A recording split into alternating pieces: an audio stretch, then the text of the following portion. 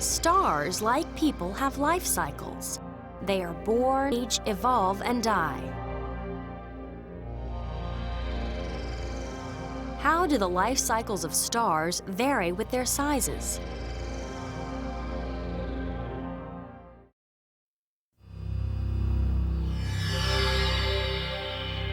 They begin in clouds of dust and gas so far away, we would need 100,000 years to reach them. Gravity gathers hydrogen gas and particles of dust, and the clouds grow more dense. Squeezed tighter, the hydrogen heats up to a fantastic 10 million degrees Celsius. Nuclear fusion turns hydrogen into helium, and the fire ignites. A star is born. Astronomer Michael Shara compares a star's life cycle to our own. Stars are born, age, evolve, and eventually die, just like people. They have a regular life cycle. During the entire life of any star, there is this delicate balancing act because gravity is always at work trying to crunch the star down into a small point, and the high internal pressures are trying to blow the star up and blow it apart. Of course, a star may live for billions of years, and stellar age has nothing to do with lifestyle or heredity. It's all about size. Smaller stars can last for as long as 100 billion years. Then they burn cool and dim. When their fuel burns out, they just fade away. A medium star, like our Sun, will burn steadily for some 10 billion years. But when it finally runs out of hydrogen fuel and gravity grips the core harder, the star grows hotter and the outer layers puff up. Finally, the outer layers blow off into space, and a dense solid core remains. This white dwarf is a dying star. A bigger star, say twice the weight of our Sun, lives hot and dies young. It burns through its fuel in just millions of years, and it doesn't go quietly. There's more material here for gravity to constrict. The star goes out with a bang called a supernova. Gravity packs the remains into material far denser than white dwarfs called neutron stars. A teaspoonful of this stardust weighs more than a cruise ship packed with people.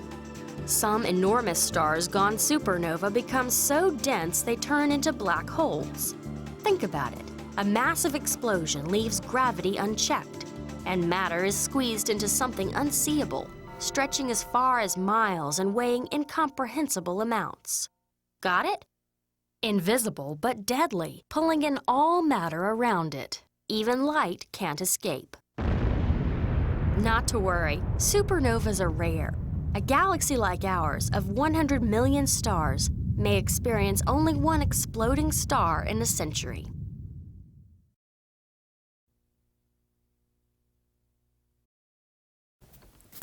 Okay guys, today we're going to talk a little bit about the cosmos, and we're going to spend most of our time not discussing the lives and the formation of stars, but more time talking about the fates of stars and the universe as a whole.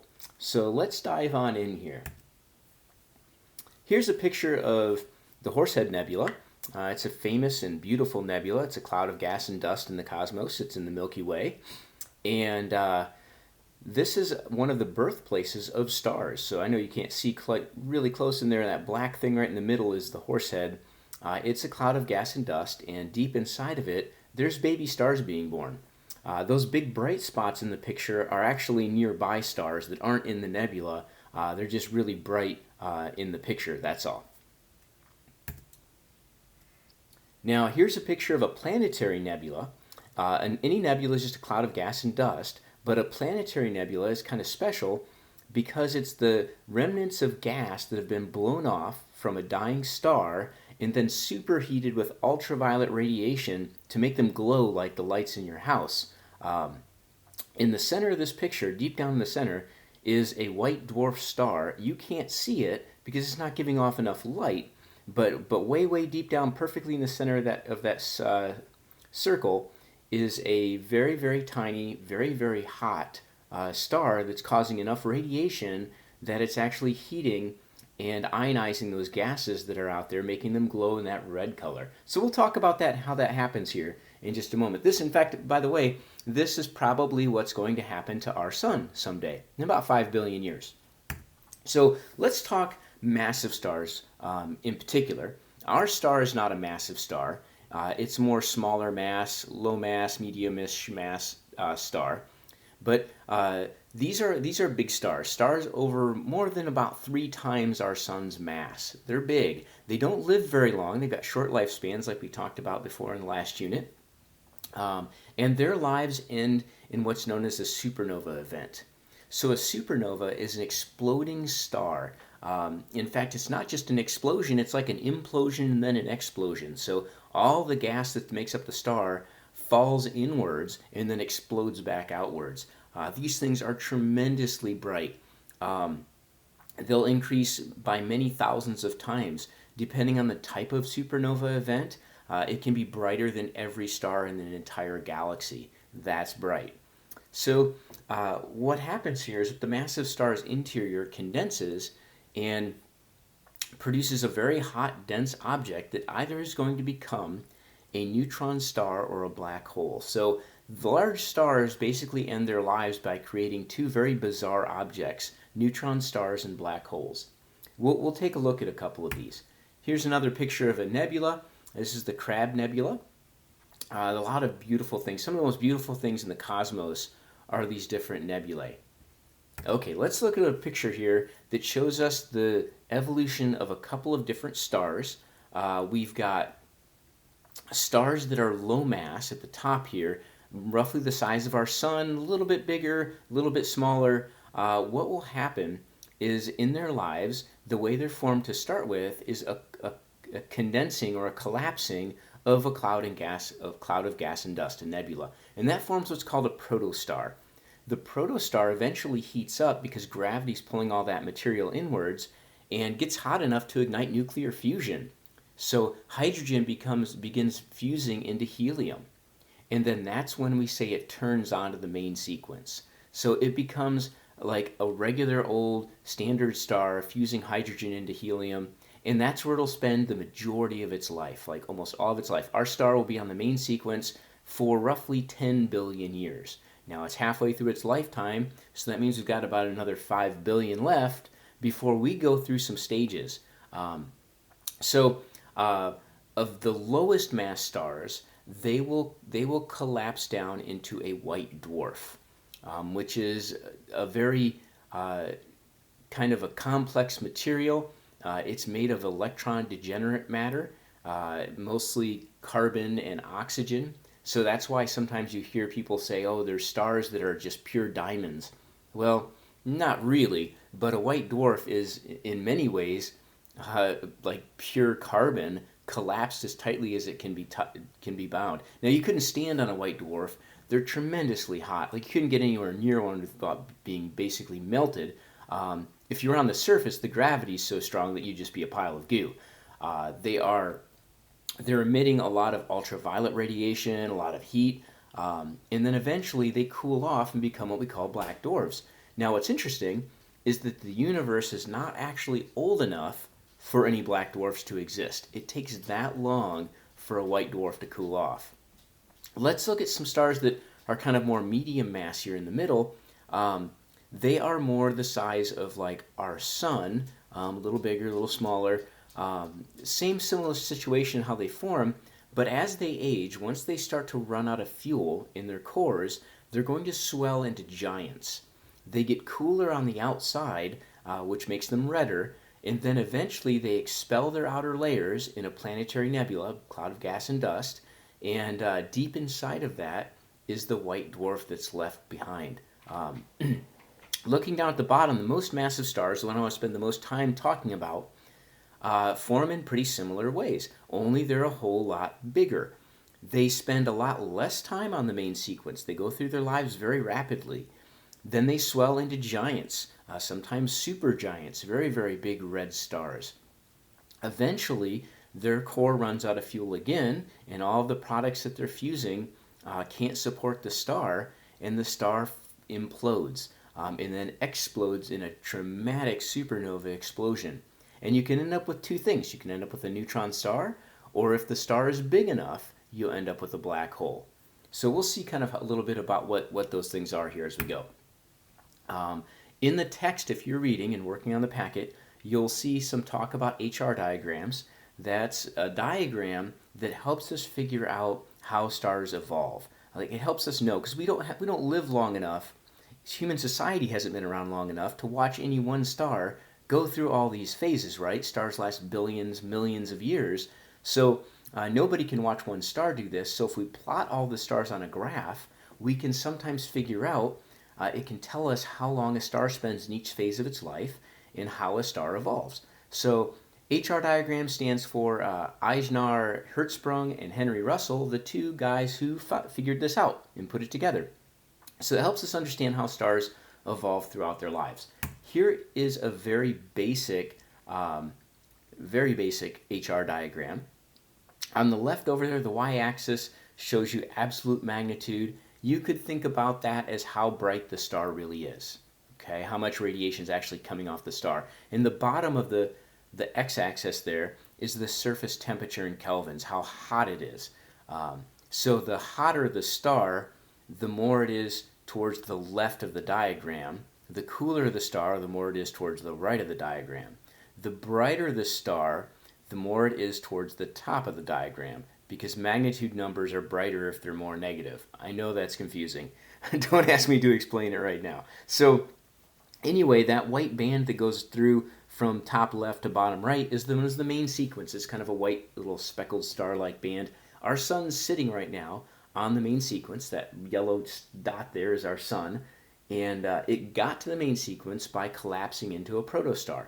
Once it started fusing hydrogen, it was burning on the main sequence. So in about another 5 billion years, our sun is going to swell. It's going to become a giant. It's going to move off the main sequence. Now remember, it's not really moving in space. What's actually happening is the star is just moving on our diagram. It's still in the same spot in space.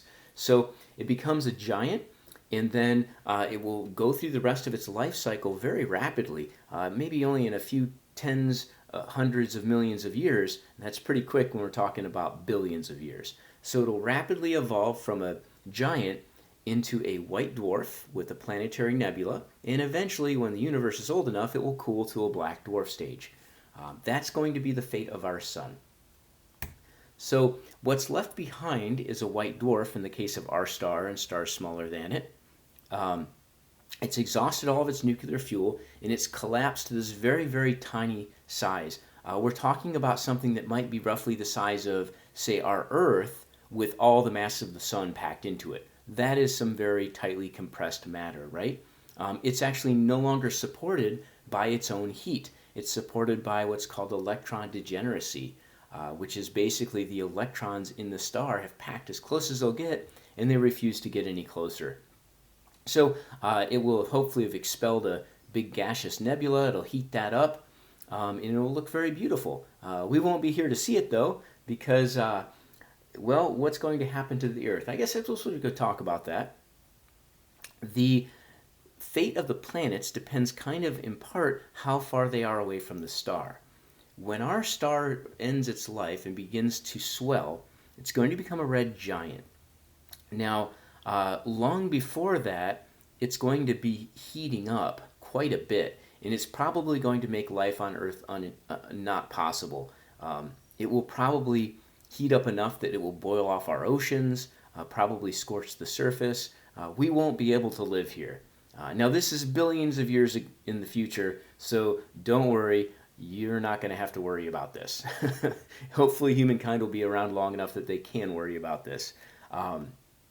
Anyway, let's say as our star swells, as stars get bigger, the outer gas gets further from the center of mass, so there's less gravitational force on it, and more of it starts to get lost. In other words, the star actually starts to blow off matter. A strong stellar wind blows away the mass of the sun.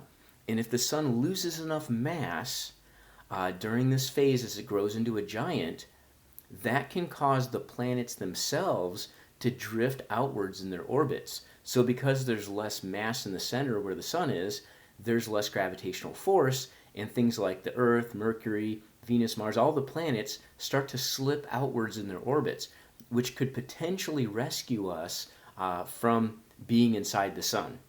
Otherwise, as the sun expands, eventually the Earth's going to be inside.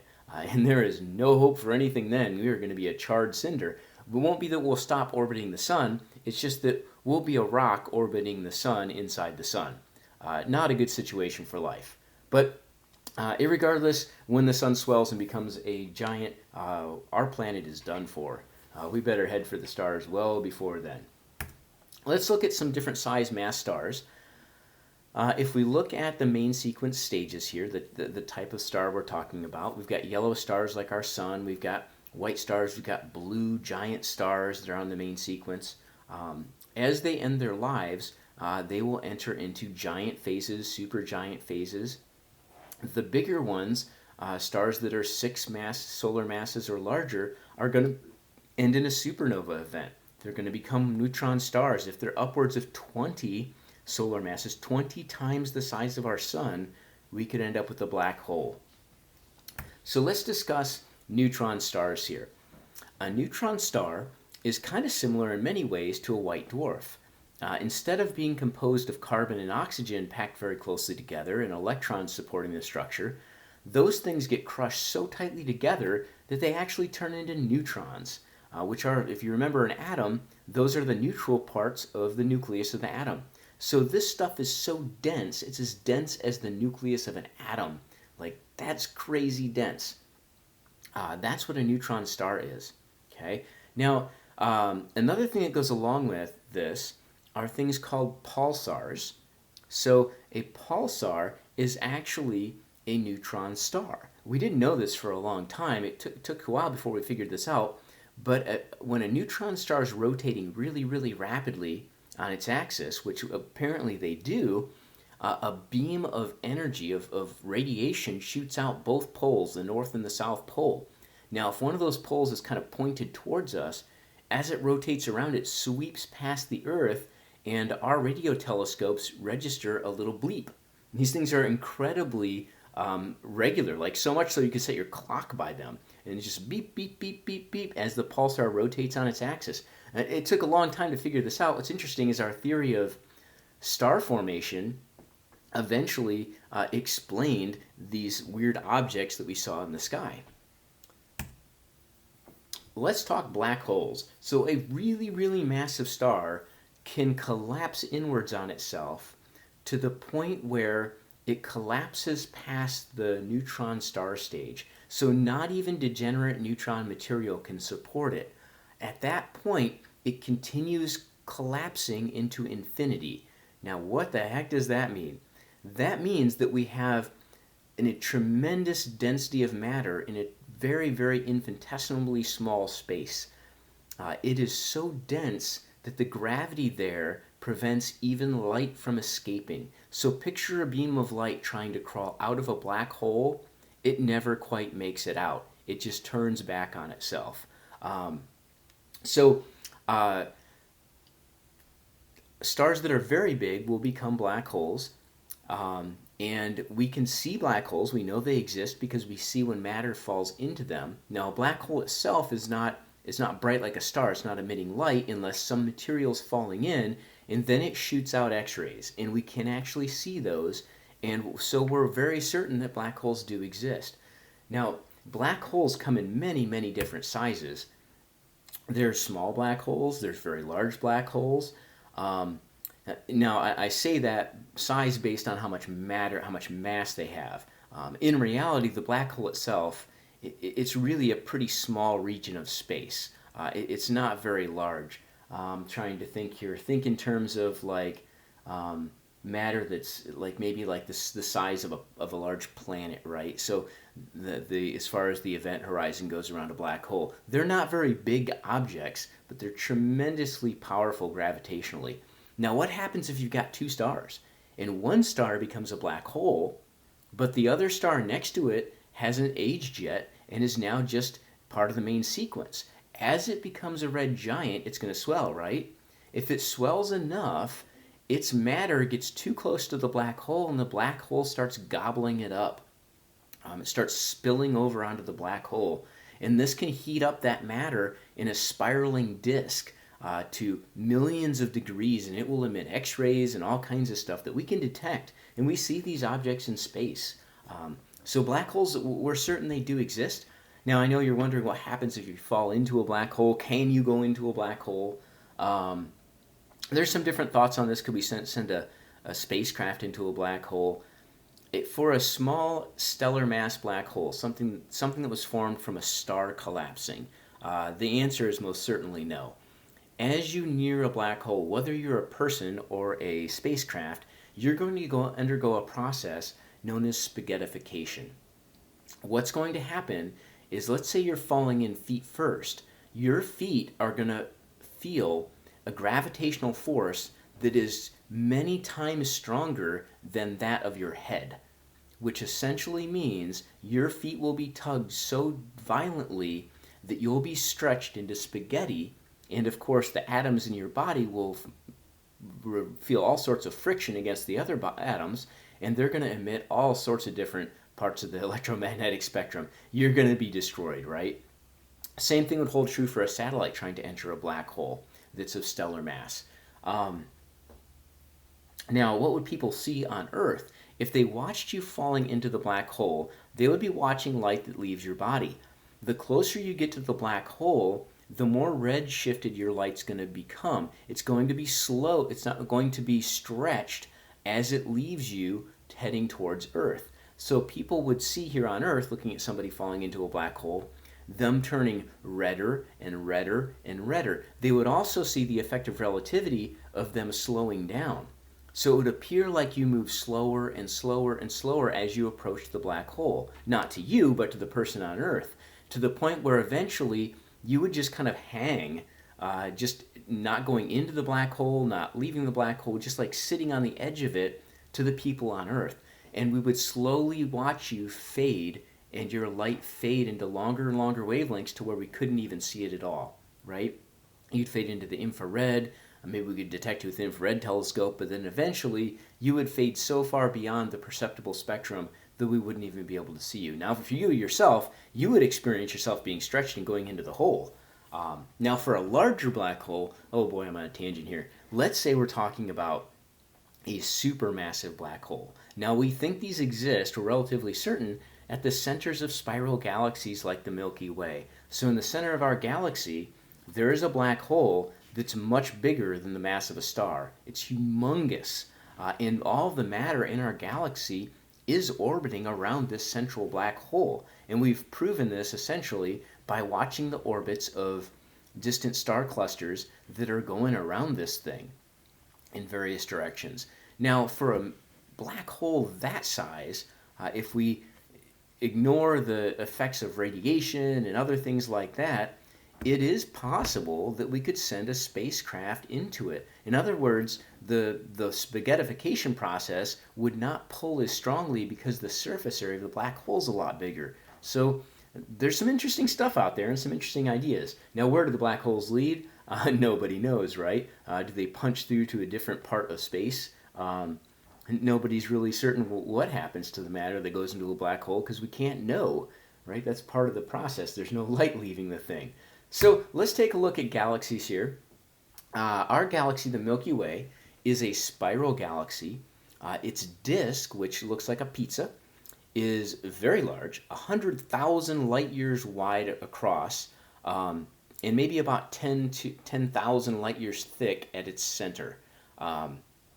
Now, I'm going to show you a picture of the Milky Way, and we're going to talk about some of the structure on it. We know most of this because of radio telescopes, because it's hard to see through the Milky Way because we're in the thing, right? It's easy to look at galaxies that are outside of us, but the Milky Way, which you see as a spread of stars that are tightly packed together across the sky from one end of the sky to the other, is the disk part of our galaxy. But the galaxy itself is much different than that.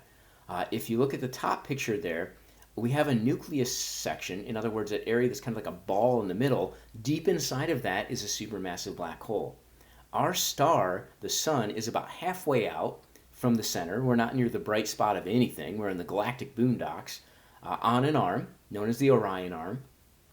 There's many arms extending outwards from the center of our galaxy, and all those stars in those arms are orbiting around the galaxy in a plane, like in a flat section, like in the bottom picture. So if you look at that on edge, our galaxy kind of looks like an egg that's been cracked open. There's like this yolk in the middle there, and then all the white stuff is kind of run out into this flat disk, and we're in that disk. But our galaxy is actually much, much larger than this pancake frisbee-shaped thing.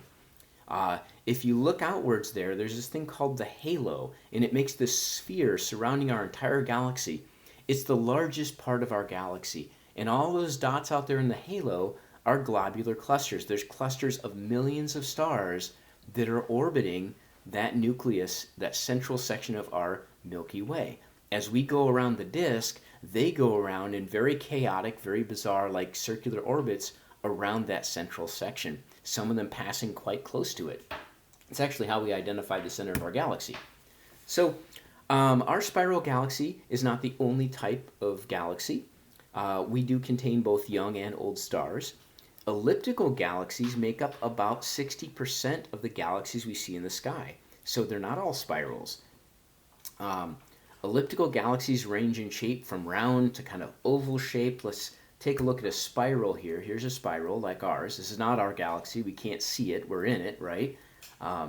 Here is an elliptical galaxy. Those are stars. It's not just a bright spot. Those are millions and billions of stars in there orbiting around in a very chaotic sort of orbit, that central section of the elliptical galaxy. There are also irregular galaxies that don't really have a well-defined shape.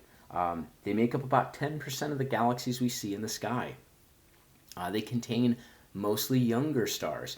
So you might start to ask yourself, is there an evolutionary trend? And scientists, astronomers have tried to figure this out, and they're still largely debating some of this, with regular galaxies maybe trending into more elliptical galaxies or spiral galaxies as they age. But that's essentially the types of galaxies. Now, galaxies don't exist on their own. They actually exist in clusters. And our galaxy is actually part of a cluster of other galaxies known as the local group. There's about maybe a few dozen galaxies that we're all orbiting kind of around each other. In fact, our galaxy is so big that it's actually gobbled up a couple of other galaxies that are now inside of it. We're huge. Spiral galaxies are quite big. The other large spiral galaxy in our local group is called the Andromeda Galaxy. And you may have heard this, but it is true. We are on a collision course with Andromeda. We're headed towards each other. Eventually, we're going to collide. Now, a galactic collision is very different than a car collision. In terms of galactic collisions, the stars are actually so far apart that none of them will actually hit each other. They'll pass right by each other. But that doesn't mean that they're not affected. Some galaxies will have their stars stripped off into the other galaxy. Some stars will be just chucked off into the outer reaches of space, not to be part of a galaxy anymore. A lot can happen. It's very interesting. Here's a photo of an irregular galaxy. Here's a cluster. Some different galaxies there, some spirals, some ellipticals, regulars. Now let's talk about our universe as a whole. So by definition, the universe is everything that exists. So you are in the universe. You're part of it, right? Now, Edwin Hubble is the guy that we credit for discovering that all of the distant galaxies, the ones not in our local group, exhibit a redshift. Now that's a Doppler shift. So let me back up a stretch here. What's going on, what he discovered, is that all galaxies in the universe, except the ones closest to us, are moving away from us. And what's more is they're moving away from us at a rate where the farther they are from us, the faster they're moving. In fact, it's proportional. If we know how far away from us they are, we actually know how fast they're moving. So there's a very close relationship, and he actually graphed it out and created what's known as Hubble's law. And yes, the Hubble Space Telescope is named after Sir Edwin Hubble. So this essentially launched the science of cosmology, the study of the origins and the fate of the universe, our understanding that we can actually glean scientific data from the universe itself. So it's a huge deal. Now, Hubble's law, it helps us to visualize the nature of the universe. So let's imagine these galaxies that are distant from us as a bunch of raisins in a ball of dough. And as the dough grows in size inside the oven, it stretches and all the points between the raisins get further, right? They get larger. So what's actually happening to the galaxies? Well, they don't have little motors. They're not moving along.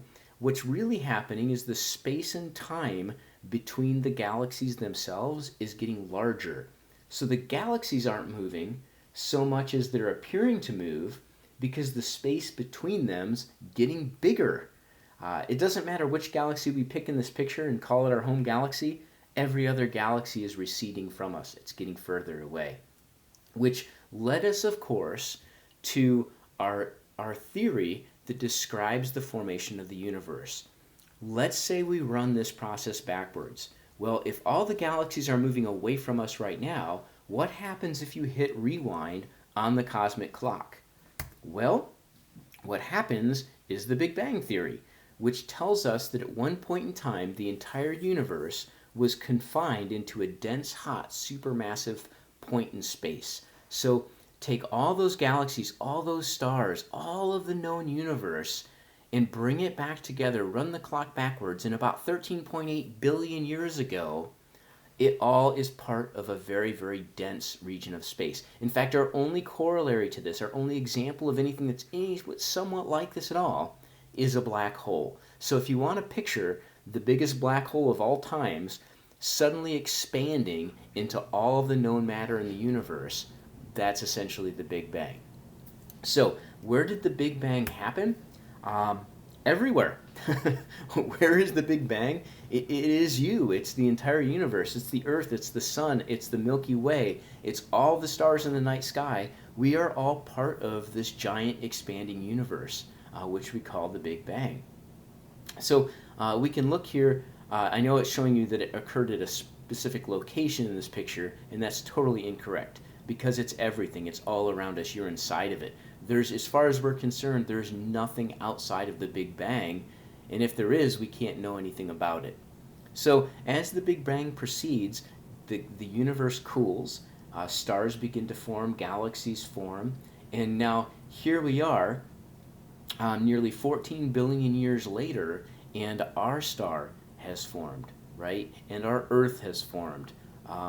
The Milky Way itself is actually quite old. I mean, it dates back to only hundreds of millions of years after the Big Bang itself. So it's old. Now, how do we know the Big Bang really happened? Well, it makes a lot of predictions. And so far, it's been borne out by our discoveries of those properties of the universe. And we could go on for hours here, but let's just list a few of those. First of all, the redshifts of the galaxies. This is really our best explanation of why all the galaxies appear to be moving away from us at this rate that correlates with their distance from us. So we've also predicted with the Big Bang Theory that there should be radiation spilling all over the cosmos at a very specific temperature. And guess what? We found it.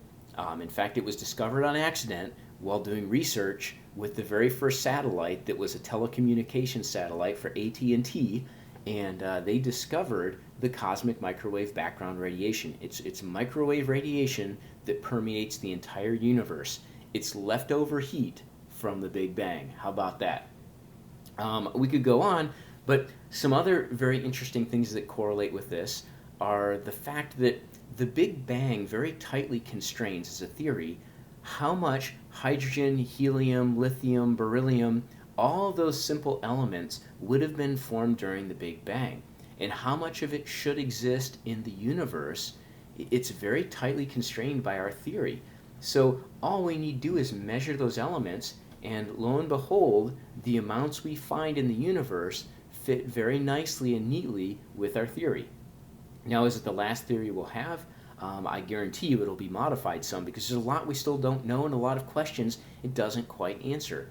But right now, it is the most correct answer to the question of how the universe formed. So how's the universe going to end? Well, there's some different things that could happen. One of those is known as the Big Crunch, which is kind of oddly named, right? So if the universe began in the Big Bang, it could end in the Big Crunch.